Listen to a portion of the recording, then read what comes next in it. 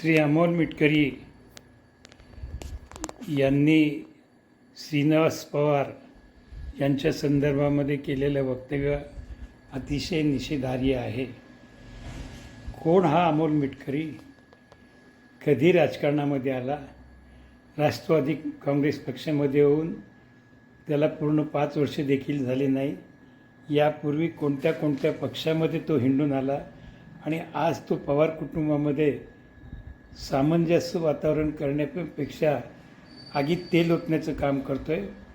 युगेंद्र पवार यांना कुठल्याही प्रकारची राजकीय महत्त्वाकांक्षा नाही. श्रीनिवास पवार यांचा तो कुठलाही उद्देश नाही. एक पवार कुटुंब म्हणून ते सुप्रियाताईंच्या पाठीमागे आहे.